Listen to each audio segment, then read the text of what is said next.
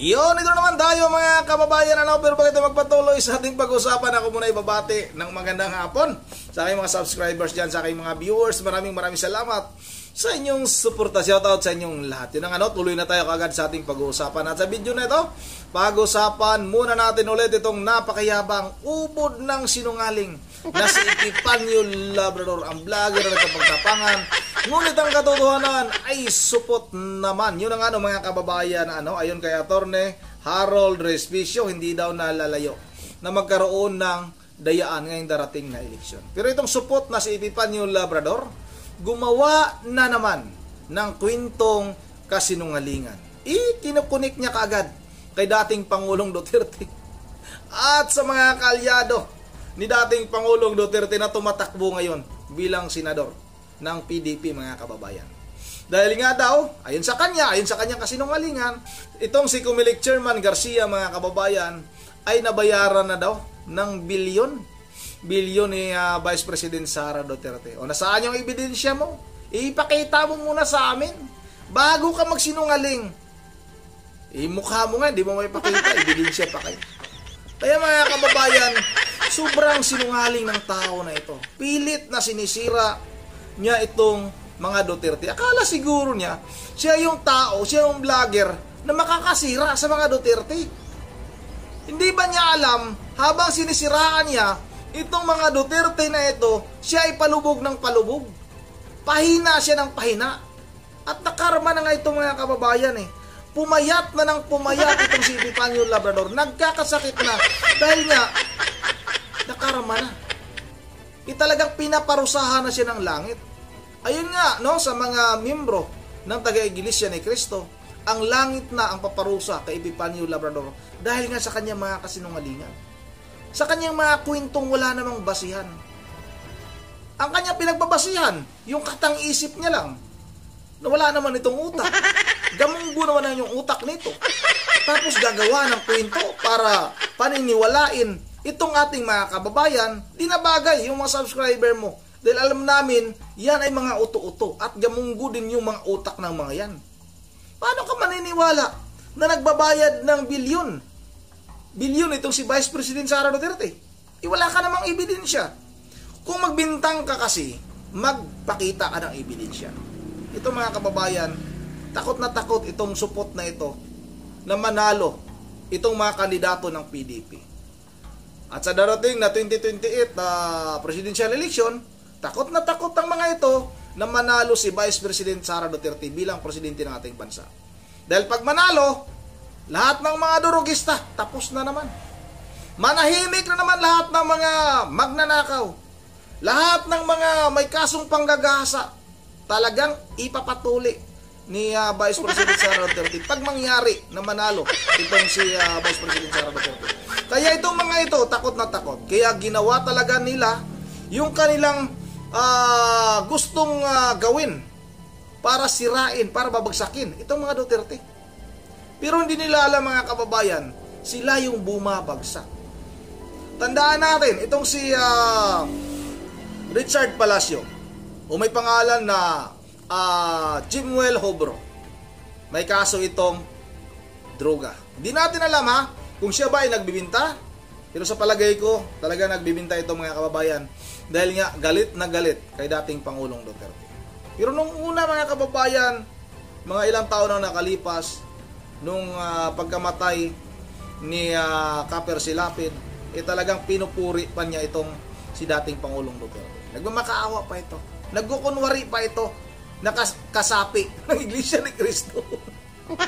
Ang daming nito ang daming organisasyon itong kasali itong supot na ito Igil daw siya, tapos nagkukunwari na isang Muslim, nagkukunwari na isang Iglesia ni Cristo, nagkukunwari na yung tatay niya isang BGMP, tapos galaunan discipline naman ni Pierre Silapid. Grabe yung kasinungalingan. Salabat na nga, mga kababayan Kaya wag na kayong maniwala sa taong ito. Sa mga paninira nito, kung sino man yung sinisiraan nito, walang kapanipaniwala sa lahat ng mga sinasabi nito. May video din tayo dito kung ano ba yung sinasabi ni Attorney Respicio, mga kababayan. At may video din tayo dito bakit sigurado tayo na mananalo ang lahat ng mga senatorial candidate ng PDP, mga kababayan. Dahil nga sa mainit na pagtanggap ng ating mga kababayan at makikita natin si Vice President Sara Duterte kung anong klaseng pagka-Vice President ba itong si VP Sara. Karapat-dapat ba na maging presidente natin ito? Ito, mga kababayan, panoorin muna natin itong video ni Supot, mga kababayan. Maguna pa natin isang video. So, kinonect ko po ito. At ito po, sa madaling salita, may connection po ito doon po sa sinabi po ni Attorney Respicio. Kung di ko nagkakamali. Doon po sa isang attorney na kinasuhan po ng COMELEC dahil nga po sa kanyang inilahad o sinabi patungkol po sa pwedeng mangyari o sa magaganap na dayaan, lalong-lalo na kung may access dito yung masamang tao. Katulad mo. No? So, ba't ko po nasabi ito? Bakit? So, para maintindihan po ninyo, mga minamahal ko mga kababayan, ito panoorin mo na po natin yung video na gusto ko ipakita sa inyo na sa ganon ay mabigyan po natin ito ng matinding birada. So, ito panoorin po natin, mga minamahal ko mga kababayan. Magulat na lang kayo pagdating sa eleksyon. Itong lahat na ito ay nakakalusot. Ako, I am not trying to be a prophet. I'm just trying to share with you yung aking nakikita habang ako yung umiikot sa buong Pilipinas. Nakikita ko talaga yung damdamin ng puso ng Pilipino. Totoo naman. Gusto nila talaga, sir, straight PDP laban kami. Yun lang yung nagsasalita. Pero yung iba tahimik. Ayaw magsalita. Pero sabi nila, makita na lang ninyo, sir, sa magiging resulta ng halalan. Tingnan ninyo kung anong kalalabasan yan. So, yun po, mga minamahal ko mga kababayan. Sabi po ni Bato de la Rosa, hindi daw siya isang propeta, pero nakikita daw niya dahil sa kanyang paglilipot sa buong Pilipinas, nakikita niya yung damdamin o puso ng mga Pilipino. Na kung saan, yung mga Pilipino daw ay talagang PDP pa rin. Straight PDP pa rin. Yung kanilang pagsuporta, yun lang daw yung mga nagsasalita. Maliban pa doon sa mga hindi pa nagsasalita. So gusto niyang sabihin, parang gusto niyang palabasin dito na kaya hindi nagsasalita ay tila tinatakot ang ating administrasyon. Pinagbuka pa nilang ang administrasyon ito ay katulad ng administrasyon ni Digongyo na kung saan bawal magsalita, bawal magreklamo, bawal magpalabas ng opinyon kasi tedo, papatayin. So, Grabe sinungaling talaga itong tao na ito. Eh bakit buhay pa nga hanggang ngayon itong si Trillanes? Kung ano-anong mga kasinungalingan ang ibinabato nitong si Trillanes kay dating Pangulong Duterte. Bakit buhay pa yan? Itong si Antivirus. Bakit buhay pa yung mga yan? Bakit itong si Vice President sa Leni Robredo? Sinisiraan. Hindi lang dito sa loob ng ating bansa. Sinisiraan si dating Pangulong Duterte doon sa labas. Doon sa mga dayuhan. Pero bakit buhay pa? Hindi nga nagtangka itong si dating Pangulong Duterte na i-impeach itong si Vice President Leni Robredo kahit na kung ano-anong paninira ang ginawa nila kay dating Pangulong Duterte. Bakit yung mga buhay pa yung mga yan? Bakit yan sila Castro? Yung mga NPA na yan, yung mga nakakaliwa na yan, bakit buhay pa yung mga yan? Ikaw, Panyong, bakit buhay ka pa, Panyong? Diba? Sobrang sinungaling itong tao na ito. Dapat ibitay talaga ito. Kung makita ko lang ito, ibitay ko ito sa puno ng kamatis itong tao na ito eh. Kaya mga kababayan, kung maalala po ninyo, meron po kasi napadala sa akin na sulat. O, sulat na naman. Sa akin ng report. Ay, pakita mo. Ito po ay maidudugtong natin sa sinabi po ng isang attorney na kung saan kinasuhan po ng COMELEC. So, sa mga hindi po nakakaalam, mga minamahal ko mga kababayan, yes, alam naman natin na ito pong si Garcia, chairman ng COMELEC, ay tao ni Pangulong Ferdinand Marcos Jr. Tao Pero pala sa hindi po nakakaalam, ito ay base lamang po sa akin natanggap po na informasyon. Tindi mo. Na ito pong si Garcia ay mayroon pong sabuatan sa mga Duterte, lalong-lalo na po dito kay Sara Duterte. Na kung saan, kung hindi po ako nagkakamali, ay nagbigay po ng bilyon-bilyon etong si Sara Duterte dito po kay Garcia. So lumalabas na itong si Garcia ay mayroon pong pagtatraitor na ginagawa ngayon sa ating mahal na Pangulo. So, kaya nasabi po ito biro mo, ang lakas ng loob ni Bato de la Rosa, ha, na huwag daw tayong magulat kung bakit lahat daw ng mga tumatakbong senador na kaalyado ni Rodrigo Roa Duterte, lahat ay mananalo. No, huwag daw tayong magtaka kung mananalo. Mananalo talaga? Parang gusto niyang sabihin na huwag na tayong magtaka dahil sa kanya daw pag-obserba, talagang malakas pa rin ang hatak ng PDP laban. Talaga naman. Pero, kung ako po ang tatanungin ninyo, mga minamahal ko mga kababayan, makikita sa survey pa lang baksak po ang mga kalyado, lalong-lalo na po itong si Kibuloy. So, kay Kibuloy pa lang tayo. Alam naman natin na ang buong bansa ay nakakaalam at alam kung ano ang kasong kinaharap o kinakaharap ni Kibuloy. Ito'y patungkol po sa kanyang pang-aabuso sa kanyang mga membro, sa mga kababaihan na inagawan niya ng dangal o tinanggalan niya ng dangal. Mga kababayan, tandaan natin, itong si Epifanio Labrador ay may kasong panggagasa. Nakulong ito sa kasong panggagasa. At sa mga ibinubunyag ni Bubong Tanasan, mayroon pa itong mga ginagahasa doon sa kanilang lugar. Kaso nga lang tinatakot dahil may baril itong tao na ito. At may kasong droga ito. Kaya ito nakulong dahil sa dalawang kaso. Kasong droga at kasong panggagasa.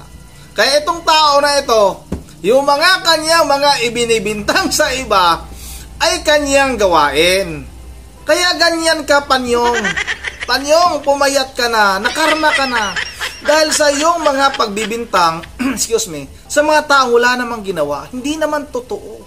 Yung mga kaso ni Pastor Kibuloy, noon pa yan matagal na.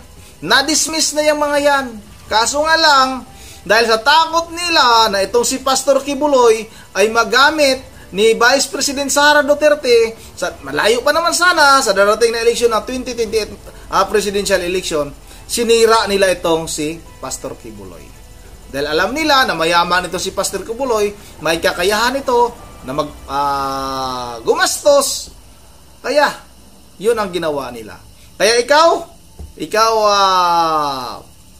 supot ka, wala ka naman talagang alam, at ikaw yung may mga kaso, kaya ka nga nagtatakip ng mukha, kaya ka nga hindi magpapakita ng totoo mong itsura, Jimwell Hobro o Richard Palacio, kung sino ka man. Kasi nga itong mga kriminal na ito, napakaraming pangalan ito, maraming pagkakilanlan ang mga ito. Madalas ito gumamit ng maraming pangalan para nga hindi sila kaagad-agad mabisto, mga kababayan. Itong tao na ito, kung may mga naniniwala pa man ito, yan din yung mga tao na gamunggo ang utak katulad nitong supot na ito, mga kababayan. Diba? So, ako, ikaw, at ibang reliyon, ibang mga Pilipino, kung tatanungin ninyo, kung boto ba kayo kay Kibuloy, marami pong magsasabi, 99%. Boboto! Hindi. Maliban na lamang po sa kanyang mga membro, o sa kanyang mga kaalyado, talagang 99% po magsasabi na ayaw kay Kibuloy. Sus. Pero bakit nasasabi po ito ni Bato de la Rosa na huwag tayong magulat kung bakit ang mga Pilipino, kung bakit kung wag daw tayo magtaka, kung bakit ang lahat ng mga kaalyado ay mananalo. Diba? So, dito, kung iisipin mo mabuti, may connection po to sa sinabi po ni Attorney Respicio, kung di ako nagkakamali. Yung isang attorney na nagsalita patungkol nga po sa pwedeng mangyaring dayaan uli, no? Kapag ang isang machine ay nakakonekta sa internet. So, dito pa lamang po kay Marcoleta. Panalo talaga yan? Mga Pilipino, na ito si Marcoleta ay kontra po, aso, tuta ng mga Duterte at lalong-lalo na po ni Sara Duterte. So, paano mananalo ito? Samantalang 99% din sa mga Pilipino ayaw kay Marcoleta. Lalong-lalo na po dito kay Bongo, kay Bato. Lalong-lalo na po dito sa iba pa nilang kumbaga sa iba pang mga senatorial candidates na kasama nila na hindi naman kilala. Diba? Na kung saan baksak sa sorbi. Pero tingnan nyo, pag-aralan nyo mabuti kung bakit nasabi ni Bato de la Rosa na huwag tayong magulat kapag ang lahat ng kanilang mga senador ay mananalo. Talagang mananalo. Kasi, meron pong nangyayaring manipulasyon ngayon pa lang. Yung kanilang ginagawang pag-iikot, yung kanilang ginagawang pangangampanya, yun po ay strategy na lamang para hindi mahalata na sigurado na sila talagang mananalo sapagkat meron ng bilyones, bilyong-bilyong pera ang ibinigay nila sa COMELEC. Ano po ko napanood isang video? So, yun na mga kababayan, magaling talaga gumawa ng kwento ito. Mga kwentong katang isip na kasinungalingan. Bakit mga kababayan mananalo? Talagang mananalo itong PDP. Mananalo ito dahil nga, mga kababayan, nag-burn out bigla. May papakita akong video sa inyo. Pasensya na, nag-burn out, medyo biglang dumilim. Kaya mananalo itong PDP dahil sa kay Vice President Sara Duterte mga kababayan. At sa mga Duterte na ito, tingnan nyo kung gaano kasimpleng tao itong si Vice President Sara Duterte. Ito mga kababayan, sa mga hindi pa, bumalik yung kurente kagad. Sa mga hindi pa nakakaalam, sa mga hindi pa nakakita ng video na ito, mga kababayan, panoorin nyo ito. At kayo na yung mismo umusga kung gaano ba kamahal ng taong bayan si Vice President Sara Duterte. Ito mga kababayan panoorin natin ito. Sa ilahan, mga pictures, ay nako mga president ay dati. Nagkatuming ko nila, ay dati, event ko siya. Nakasilag ang picture. Rinasay niya mama. Wala! Nagkikat? No joke ini. Kay first time, sa ako ang pinabuli. Nagkasulay ko. Pero po, ginawarningan ko anak yun sa Davao. Kaysa mo sa bukid ba? Dito mo sa Davao, dili ina sila mo kuan sa ako. Wala ito nakasulay yung anak. Sila mo ganang madaot ang iyan. Kanang inana, kanang kainong ka niya. Wala yung daya. Sa akin, wala yun. Dili, sa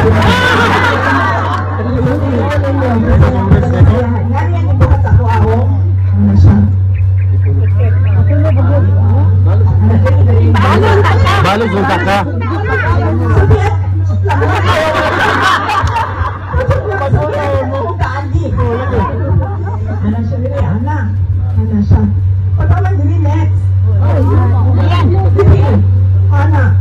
Tapos, ang iyang kabayan, kanaganing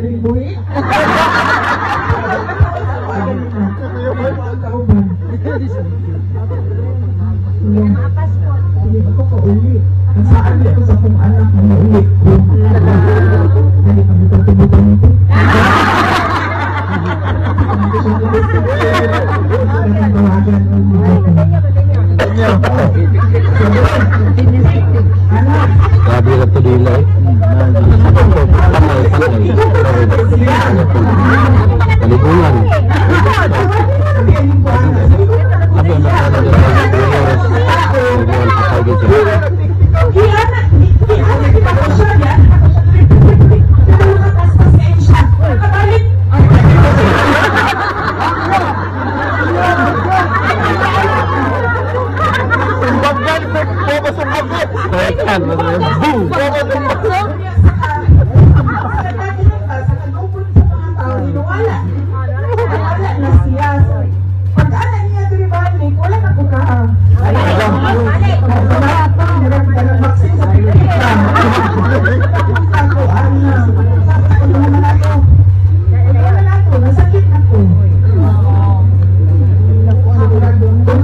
October 2023, napagka-December.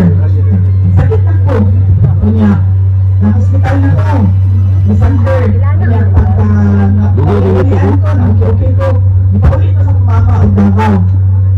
Anak kong mama nga, uli na dito sa Davao. Kunya, pagkahuman, itambalan, piti, physical therapy, kunya, binisaya, bigaman lang doon. Anak. Kaya pagkahuman, pagka na-okay ko, kamali ko January, pagkahuman, pagka April, balik na ko sa hospital. Tapos pagka May, naoperahan ako.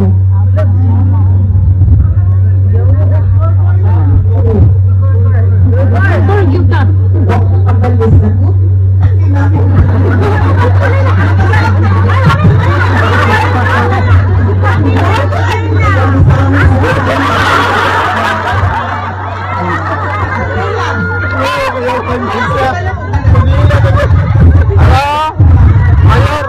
Mayor sa pek-pek.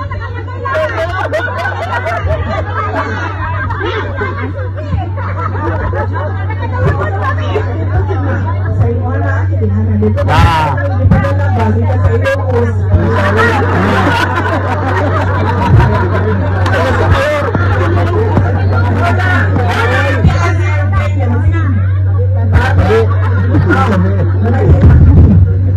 Nakita niyo kung paano makipag-usap itong si Vice President Sara Duterte. At nakapatong lang sa dalawang upuan ba yan na pinagpapatong-patong? Andun siya nakapatong. At yung paano siya makipag-usap sa ating mga kababayan, talagang walang halong kaplastikan. Talagang nakikipagkwentuhan. Talagang tuwang-tuwa yung mga tao na andoon. Yan yung dahilan, yan yung sinasabi ni Senator Bato de la Rosa, kaya mananalo itong PDP laban. Dahil nga nakikita natin mga kababayan, kahit saan pumunta, itong PDP talagang pinagkakaguluhan. Hindi hakot yung tao, hindi naka-uniform. Hindi katulad nung mga nakaharap kay PBBM, yung nakaharap kay Marcos, na talagang halatang halata naman nahakot. Pati mga damit, naka-uniform, talagang halatang ginagastusan mga kababayan. Ito, patunay ito. Isa itong patunay. Yun ang mga kababayan, sa mga hindi nakakaintindi, dahil Bisaya yan, ayon kay Vice President Sara Duterte, naranasan niya na nagkasakit dahil nga sa puso kasi sa mga probinsya mga kababayan, yung ano bang tawag niyan, yung sa Bisaya kasi parang tatapikin ka tapos may lason. May lason na kasama yun. Kaya minsan kapag pumunta kayo sa mga probinsya, mag-ingat din kayo dahil mayroong mga ganong klaseng tao na kung tawagin sa amin dito, pik-pik mga kababayan. Yung tatapikin ka nga, tapos yung pala, may hindi bastos yung salitang pik-pik, kung baga sa tapik yun, tapik.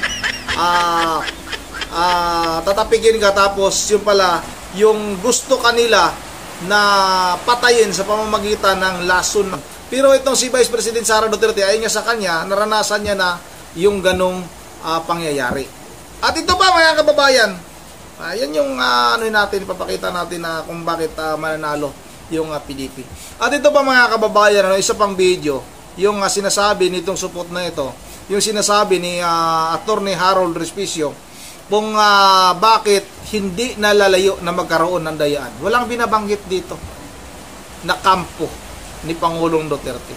Bagkus, nakiusap pa ito. Nakiusap sa Comelec. Nakiusap kay Bongbong Marcos. Ito mga kababayan, panoorin natin ito. Chairman George Garcia, bakit ayaw po ninyong ipadisconnect sa internet ang ating mga counting machines bago at habang nagpiprint ng election returns? Gusto pong malaman ng taong bayan dahil ako din po ay curious para malaman ko rin kung saan ako nagkamali sa mga assumptions na ginamit ko, sa mga video na ipinakita ko na pwedeng ma-hack ang mga counting machines ng COMELEC on Election Day. Sa mga nanonood po, maraming magandang araw po sa inyong lahat. Ako po si Attorney Harold Respicio, isang IT expert at CPA lawyer na gustong kasuhan ng COMELEC at ipakulong dahil sa isang video kung saan naipakita ko na posible palang ma-hack ang counting machines ng COMELEC. Pero instead, napakinggan nila ang aking kind advice, gusto nila akong patahimikin, pinatanggal nila yung mga video na yun sa internet, hindi nyo na makikita at wala silang babaguhing improvement sa ating counting machines. Inuulit ko lang po ang puntos ko sa mga video na iyon. Sana po ay wag i-connect ang mga voting machines sa internet. Ito po ang dahilan. Kasi po, ang kahit na sinong tao na may physical access sa mga makina ay pwedeng baguhin ang source code ng makina. Kasama na po dyan yung mga masasamang elemento sa ating gobyerno. Kaya maganda po na i-assume na on the day of elections ay corrupted yung source code ng mga makina. Kasi yung source code na iyon kapag corrupted ay pwedeng magbigay ng isang opening sa isang hacker na baguhin ang score ng makina na iyon live throughout the day ng eleksyon hanggang mag-print ng final score ng eleksyon sa makina na iyon using the election returns. Kaya ang suggestion ko bilang professional is ang tanging paraan lang para maiwasan mo yan ay wag mo na lang i-connect sa internet muna yung voting machines. At the start of the day at habang nagbobotahan yung tao at habang nagpiprint ng election return para walang access yung hacker doon sa makina. Para yung ipiprint ng makina ay yung totoong resulta ng eleksyon. At kapag na-print na yung totoong resulta ng eleksyon, gamit yung mga election return at may kopya na ang ating mga watcher, malamang yung isesend na rin ng makina doon sa server ng COMELEC ay yung nagmamatch doon sa election return. Dahil magkakagulo po tayo kapag yung kopya na nahawak ng election na return ng mga watcher ay iba sa resulta ng mga COMELEC servers. Yun lang po ang suggestion ko, Chairman George. Ang sinasabi po ninyo na 100% unhackable ang ating counting machines. Wow! Napaka-overconfident po yan at unprofessional po yan. Dahil kahit na sino pong security expert ang tanungin ninyo sa buong mundo, walang kahit na anong computer system ang unhackable po. Ang tanging magagawa lang po natin bilang mga professional ay i-recognize natin yung mga risk at i-minimize natin yung mga chances na mangyari yung mga risk na yon kung wala namang mawawala doon sa ating botohan. Kasi kung i-implement lang po natin ang advice natin na wag nating i-connect sa internet yung voting machines bago at habang nagpiprint ng election return at isi-send mo lamang yung data pagkatapos ng printing ng election return doon sa server ng COMELEC, wala pong mawawala sa mga botante, wala pong mawawala sa COMELEC, walang mawawala sa sistema ng demokrasya natin. Kaya nakakapagtaka lang po, Chairman George, bakit ayaw ninyong tratuhin itong suggestion na ito na professional at mukha pa kayong guilty, pinatanggal nyo pa yung videos doon sa internet at gusto nyo pa akong ipadisbar, patanggalan ng lisensya bilang CPA at ipadisqualify bilang kandidato para pagka-vice mayor ng bayan ng Reyna Mercedes Isabela. President Bongbong Marcos, tingnan mo naman to, kabsat manong. Pareho tayong Ilocano, pareho tayong maitim.